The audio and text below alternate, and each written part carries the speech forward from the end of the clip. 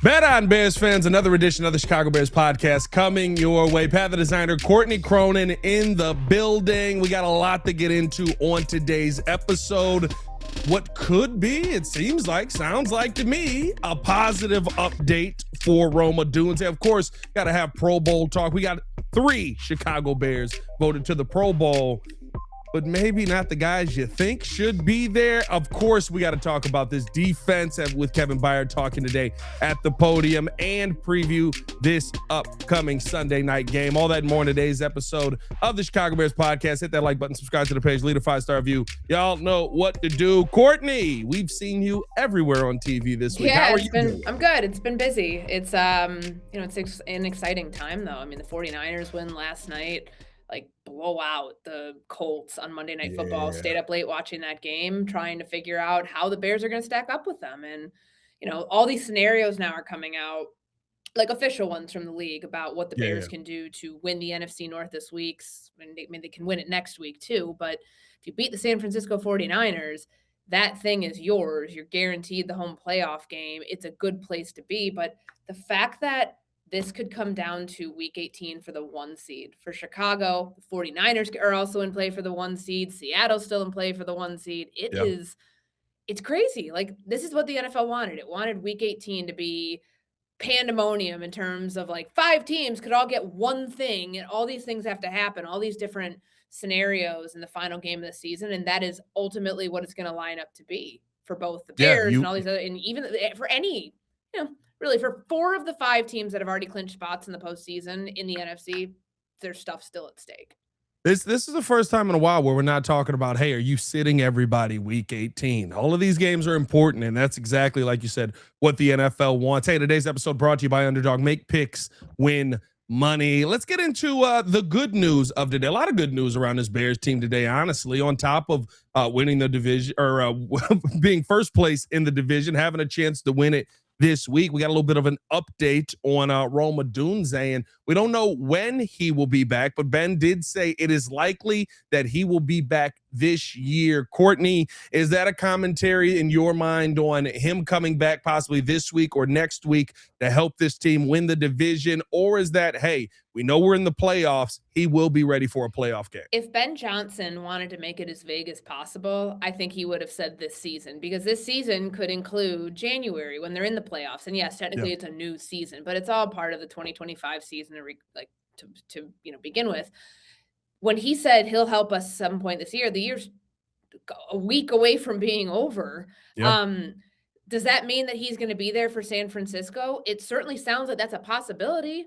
Like, he's been rehabbing. We've seen him in the locker room every day after practice when we've been allowed in there for media availability. And it's a good sign that it's not week to week. They're not using that designation on him. And the fact that Ben Johnson says we will see him at some point soon, like, it looks like it's going, however he phrased it, that he'll be able to help us at some point this season, and that he's right on track for where he needs to be, that he's in a good spot. So I certainly, what happens at practice on Tuesday, what happens at practice on Wednesday is going to determine what his status looks like, because if he's not back at practice by Friday, there's no way that he's going to be doing anything in San Francisco. Now, the question becomes, do you need him to beat the 49ers? Do you need him to beat the Detroit Lions in week 18? Either win there, you're locking up the NFC's 1 seed. The NFC North, and then you're still in play for the 1 seed if you win both of those games. I'm just trying to figure out here, what's the most important thing for them? Is it winning the NFC North, which you can do this weekend if you take care of business? Or is it, no, we really feel we need that first round bye. We want to get guys healthy. We want to have, a chance to watch these games for 1 weekend and figure out how best we match up with everybody else. There's a lot at stake, but I still feel like the long-term play has to be, you want the healthiest Rome Odunze. You need the healthiest Rome Odunze you can get for January instead of late December. Yeah, it's really good that you've had guys that have been able to come in and step up in the manner that they have. Of course, what we saw from Jade Walker in that Packer game, what we've seen from DeMarco Jackson over his time. But you do want, like you said, the healthiest version of this team. And listen, like Rome, for what it's worth, up and down this season, but still somebody that the relationship with Caleb Williams felt the strongest at every single point this season. I think that's the part for me that I do get excited about when I see the possibility that Rome could be back this season. I think the Bears are going to need everything offensively going into this San Francisco game. And so there could be a little bit of pressure here to get him back. What'd you see last night? Old man Rivers was slinging it Yeah, he versus that was. San Francisco defense until it looked literally just like, oh, he has nothing left. He has run out of gas in this game. Is this a game that it feels like the Bears should be able to take advantage of offensively in your mind? Yeah, I think that Phillip Rivers was probably going back to the locker room to put icy hot on at halftime. Like, Oh yeah. did you see him, like, their field goal units out, and he's, like, already, like, going back to the locker room. He stops and, like, watches back to see what was going on. He's 44 years old. You know, he threw for pair touchdowns, threw for 200 yards. Like, it wasn't enough. Obviously, I think the 49ers have shown that we need to absolutely take them seriously, probably more seriously than people have, 100%. as like, as a team that can go and win it all. Kyle Shanahan has done a tremendous job this year despite the injuries, whether it be to Nick Bosa, whether it be to George Kittle, like, you know, all of the injuries that they've had to deal with, they've overcome.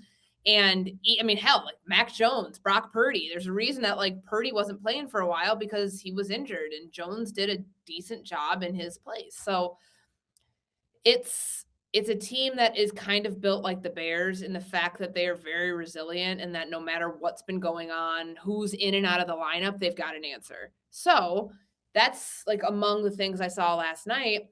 And on top of it, Christian McCaffrey is still the Christian McCaffrey that we know, and they're Yeah. going to lean heavily on him. They had to last night, 100 yards from scrimmage, and you know it helped them make that game a blowout where they didn't have to have their foot on the gas as long as they might have, you know, in other games. Yeah, the big hope here is that you're going to be able to go toe to toe with them offensively. The Bears have had moments where the offense has been cooking 100%. I mean, you saw it fourth quarter of that game versus the Packers, second half of the game versus the Packers, the entire game versus the Browns, pretty much. But like, it does feel like this is a team that you can't get a late start on Yeah. here, and that's what the Bears have done in a lot of these games. You where, saw how tight that was in the first half. It's like yeah, they score a touchdown, the Colts score a touchdown and answer. yeah, They score one, the Colts answer. Like, that was a one possession game. I think it's 24-17 at halftime because of how efficiently both teams were moving the ball. And you're right. If you look like the version of yourself that lasted for 3 quarters this past week, you're not going to have a very happy head coach. You're not going to be a team that lasts very long in the postseason. we saw him kind of go to the, you know, trying to utilize some of the pitch plays and things like that. And I felt like they weren't utilizing the identity that they've built of, we're going to go forward, we're going to punch you in the mouth, and we're going to run the football past you. And then you see the Packers stack 8 in the box, fourth quarter comes, and all of a sudden you're still getting 6 yards per carry. So I think that's an identity where Ben Johnson kind of has to hit the ground running a little bit sooner as well going into this game. Yeah, and I think that if there's any takeaway that you have from that first quarter, it's knowing when to pull out the trick play. Because I think those things will always exist within Ben Johnson's playbook. 100%. It's his offensive coordinator, play caller mentality. It's hard to coach that out of a coach. So it's being judicious with that. That when you picked up 90 yards on that drive before you attempted the short pass, or excuse me, before you attempted the ball going through Cole Kmet's legs, getting snapped, Yeah. and then going over Kyle Manungai's head. I don't know why I was thinking pass, but like could have been a quarterback sneak. It could have been just run the ball for 1 yard or 6 inches, whatever they needed. You were running the football 6 yards per carry at that point. They were overcompensating and they didn't have to. So I believe that that's something your head coach takes into account. He took the blame for that when he talked to J Mac, I believe it was at halftime. And now it becomes, can you not have that happen again? Because slow starts, by and large, have been a big problem for this team. They seem to get it on track against Cleveland, but it is Cleveland's offense, and that is something that I think you have to consider. Against the Packers, they didn't have any answer for a non-Micah Parsons list team. They really struggled to figure that out. And that cost them early on with the way that they weren't able to capitalize on, you know, an early start the way that they did 2 weeks before, and getting all those extra possessions off of the turnovers. I mean, they had 1 turnover late in the game, and that's great, but they didn't do anything with it. So I would like to think there's going to be that's going to be kind of their battle cry as they go into this, to be able to start fast, to get out to the type of lead that can keep a team like that at bay. Because if there's anything we know about the San Francisco 49ers and what we've seen, they're like the Bears playing their best football in November right now. They haven't punted since November. Like, it's crazy. It's insane, Courtney. It's actually insane. I think Kevin Byard, brought that point up, and I think that the defensive side of the ball is going to be so important for this team in this game. A defense that maybe has changed their identity up a little bit. We got to talk about that coming up. We do want to let you guys know today's episode also brought to you by the Advantage Dealer Group. Find your next Chevy, Toyota, or Acura and drive off in under 60 minutes, or they'll make your first car payment. Also brought to you by the Hard Rock Casino in Northern Indiana. Las Vegas style gaming, just 30 minutes from Soldier Field, exit 6, right off of I-80-94. I want to get into the defensive identity here a little bit, Courtney, because I think it didn't look great versus Green Bay, right? But at the end of the day, you look up in the fourth quarter and you go, they've only got 16 points though. Like, what the heck? Like, yes, it is part of that Jordan Love getting hurt, but Jordan Love was also somebody who was struggling to find a way to punch the football in the red zone. Is that kind of going to be the identity of this team the rest of the way? Big takeaways.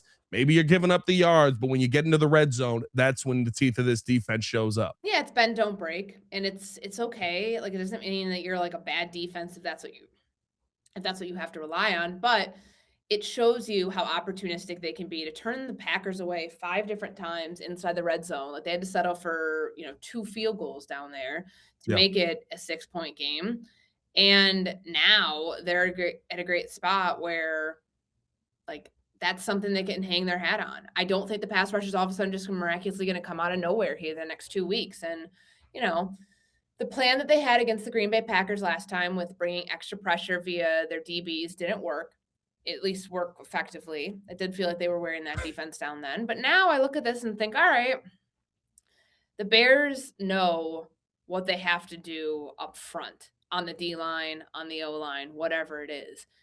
It's a matter of, can your strength, or even your like perceived weakness rather, can it become a strength in this game when there's a team that also has, like, it's a very good team in San Francisco, but they've got some holes that they've got to figure out. So with everything that this team has, right, like you said, the pass rush is not going to improve massively here over the next couple of weeks. Maybe, and I doubt it at this point because it's still not done. I said that maybe you go get a guy like Matthew Judon, see if it's worth the squeeze or not. Who knows, right? But like, how much can this team continue to win in this manner, especially when the playoffs get here, playing this bend but don't break style? I mean, it's a style that we have seen work, but the Bears are playing very close to the fire with a lot of this. Yeah, I mean, they're flying close to the sun, which is not comfortable, but I've asked a couple people here, some of our analysts, like, how do you quantify this? Because that's the hard part. When fans can't look at a specific number to say, okay, because we're really good at this, or because we're ranked really high at this, that's what excuses the type of play that you get when, your pass rush can't get home and you can't pressure opposing quarterbacks. Okay, well, you have 31 takeaways. It's because of this, like with your DBs. Like, so much of what they've done this year, I'm not going to say the word luck. I just think that a lot of things have broken the right way for them. And they're a team that has capitalized on the belief factor that sounds as cliche as it sounds. Like, they feel like they're in every single game. I'm sure a lot of teams feel like that, but the Bears have proof of concept. And Caleb seems to be getting better every single time in these late game situations where he's comfortable with the ball in his hand. Outside of the one Green Bay game, we're not talking about him throwing a game-sealing interception the way that he did at other points of his career, and especially last year. So can they play bend, don't break, starting on defense? I think they can, because they gave up some really big yards, but it was more so a matter to them, can you just keep them out of the red zone? It's effectively like playing like a prevent zone defense for most of the game. And I think they can do that. Yeah, I mean, I thought Dennis Allen had a really good adjustment to some things that they struggled with. Listen, honestly, in both games, right? And Ben Johnson talked about this a ton. You got to limit the explosives. Yeah. You saw when Jordan Love was out there, they were playing very deep. They were allowing everything to happen underneath, saying, we're going to let the game come to us. We're not going to sit here and play up and let you beat us over the top. They didn't start playing up in that game until you see Malik Willis get in the game. And then they're like, okay, well, he's using his legs, so we got to play a little bit closer to the line here. But I feel like that's a game plan that, one, creates opportunity, especially for a guy like Nashawn, right, who almost had an interception in that game yet again. Just you got to break on a ball and hang on to it. It creates the opportunity for him, and it opens things up for a strength of this team right now, which, I mean, who would have thought this coming into the season? But the depth they have, that linebacker crew that you have over the middle is pretty good at covering and being able to wrap up over that middle. So I think that those are things that are going to be very helpful for the Bears moving forward here. And hopefully it's something that we continue to see this team be able to take advantage of. And I like how you said it, right? At this point, you can't say it's all luck. Luck maybe is, a turnover is the fumbled snap at the end of a game, or Romeo Doubs not getting it. Those I'm willing to sit there and say, okay, like there has to be a little bit of fortune that breaks your way for that. But then a lot of the takeaways they have this year, a lot of the takeaways they have this year are takeaways, playing the system the right way. And like, you can look and say, what is it, 5 or 6 wins where they've trailed in the final 2 minutes of regulation this season. Yeah, that's hard to say that's replicable week to week, or they've got to do something to put themselves in a spot like that to play week to week. I think it's Caleb's processing stuff as the game goes on. When he sees something in the fourth quarter, he's probably seen it multiple times throughout a game. He figures it out. He figures out what the defense is doing, and then that allows him to then put up a very tough throw that I think many wouldn't make. And it's having a competent coach too, like an adult in the room who can tell you, hey, we're not out of this yet. Like we are still very much in the thick of it. We're still very much, making moves that could play out in the postseason, and feel comfortable about it. That we're not just like a little engine that's going to run into, a buzz seed. First off, if they're starting today, they're playing at home against the Green Bay Packers. Probably that Saturday, Sunday game of the wild card round. Yeah. I think that'd be incredible if it was a third straight time that they'd seen him in like a month and a couple days. But they're a team that has like this level of swagger to them and the confidence in themselves because of what Ben has done and how he's gotten them all on the same page.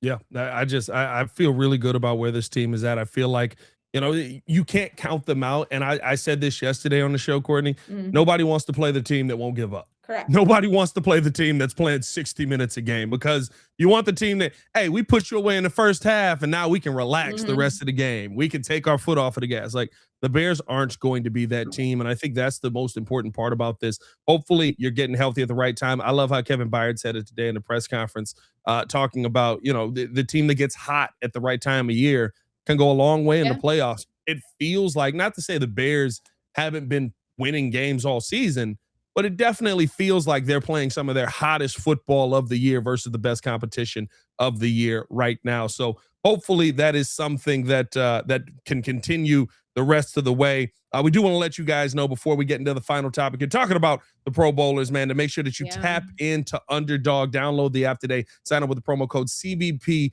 to score $70 in bonus entries when you play your first $5. That's promo code CBP. Underdog, make picks, win money. They got a nice little play here on the NBA side. Josh Giddey, Jalen Johnson, and Nikola Jokic, higher on Giddey assists, higher on Jalen Johnson assists, and higher on Nikola Jokic assists. I'm sorry, got to throw in a Cade Cunningham in there, higher on his assists as well. $20 pays you $209, and they have a very, very good 100% profit boost available to you if you want to get in on that. So make sure that you tune in with Underdog. Promo code CBP. Underdog, make picks, win money. EOQ, the disclaimer. Must be 18 years or older, 19 or older in Alabama and Nebraska, 19 or older in Colorado for some games, 21 or over in Arizona, Massachusetts, and Virginia, and present in a state where Underdog Fantasy operates. Terms apply. See assets.underdogfantasy.com/web/play and get terms _DFS_.html for details. Offer not valid in Maryland, Michigan, New Jersey, New York, Ohio, and Pennsylvania. Concerned with your play? Call 1-800-GAMBLER or visit www.ncpgambling.org. In New York, call the 24/7 Hope line at 1-877-8-HOPE-NY or text HOPE-NY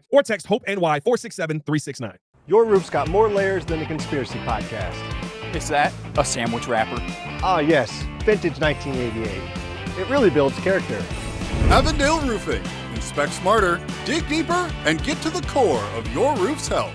Finishing out the show here, Pat the Designer, Courtney Cronin, back at it again. Appreciate y'all for tuning in and showing love as always. Hit that like button, subscribe to the page, leave a 5-star review. Y'all know what to do. All right, Courtney, we did get some more positive news here today as we found out about Chicago Bears having Pro Bowlers on this team. Left guard Joe Tooney, center Drew Dahlman, and safety Kevin Byard have all been selected to represent the Bears in the 2026 Pro Bowl, which I believe is three more candidates than last year, because Jalen Johnson was 2 years ago.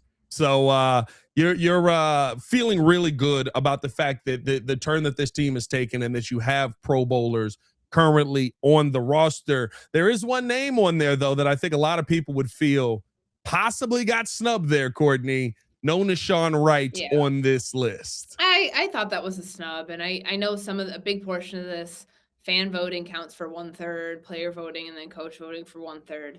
Like, there's financial incentives that are tied to these things, so it's not just it's a popularity contest, like Saturday didn't win. I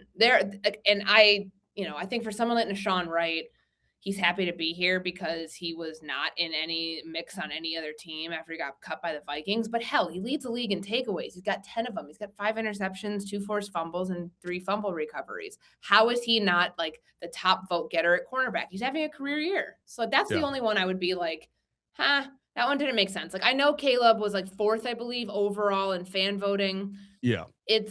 It is part of it's a popularity contest, kind of like the NFL's top 100 that comes out. And there's also the part of it that shows, like, sometimes you're the byproduct of a really heavy position room. Like, quarterback this year was one of them. Caleb had the 4th most votes, and he didn't make it in. Yeah, it's got to be interesting, because like I don't know if you saw the fan voting list, but there were like 9 Bears basically on the. Nick McLeod made it onto that list, so hopefully we'll see that be able to continue and see the good times rolling in. To me, what I love about what we've seen out of Sean Wright this season, I think KB said this, he may not make the Pro Bowl, but Courtney, I think he's got a great case to be an All-Pro this season. If you would rather take that. Is that, I mean, if you're an all-pro player in a season where you're trying to get paid, he's 26 years old, that only does like him a lot of favors as far as like what his next step could be. Yeah, let's hope let's hope that is the selection that is made in the future. Kevin Byard talked about that as well, said he got snubbed in a Pro Bowl and ended up being an All-Pro that year, which was much more of an honor and is much better for getting an extra 0 on that paycheck. But hey, man, we appreciate y'all for tuning in and showing love as always, because this is the only show we'll do with Courtney this week. Courtney, what's your prediction for this Sunday night? Oh, man. So, like, the 49ers don't have much of a pass rush to speak of. It's very inconsistent right now. And watching that game last night, they did let Phillip Rivers. He had a good first half. I think that Brock Purdy in the offense got the better of them because they were able to put up numbers. I think that will happen again. I can't remember if who I was talking to about this, but I feel like this could play out like the Bengals game, where it's back and forth, high scoring, 40+ game point affair. I will say, because I mean, there is something about how the Bears are playing right now that makes you want to buy in, but I actually am going to pick them to lose on the road. Now people are going to be like, you're a hater. Like they have so much momentum. They have so much belief, whatever. That 49ers offense right now is different. And like they've been playing great at home. They played great on the road. So I am going to take the 49ers, say 41-38. I think it will be close. I think that there is something about the emotional high coming off that Packers game too, that, we've got to see them flush that. When Cole Kmet last week, I don't know if you caught this, but like when we talked to him about the Packers game the first time around, he mentioned that there was maybe too much juice with that game. And for good reason. Like, it's the Packers, like, it's a big rivalry, like, but they had just come off that Philly win, and that was an emotional high. So I think that, not that there was going to be any sort of hangover, but just with everything at stake and with how well the 49ers have been playing since Brock Purdy came back, they've been averaging 30+ points a game. And because of some of the issues we've seen defensively with this team's ability to get pressure on quarterbacks, I think the Bears can lock up the NFC North in Week 18. I do not think it happens this week. So I'll say 41-38. 41. Did I say 41-39 or 41-38? Because I'm going to say 41-38. Yeah. if we lose a 41-38 game, you just tip your hat and go home. Like you said, like that's hey, you had a great trip out west. I don't know what to tell you. 41-38, that's a tough loss, but you just tip your hat and you go home on that when the offense showed up to play that day. We'll see what ends up happening. Appreciate you guys for tuning in and showing love. As always, hit that like button, subscribe to the page, leave a 5-star review. Y'all know what to do. For Courtney Cronin, it's your boy Pat the Designer, back at it again. Y'all stay safe out there, Chicago. Bear down, one love. Peace.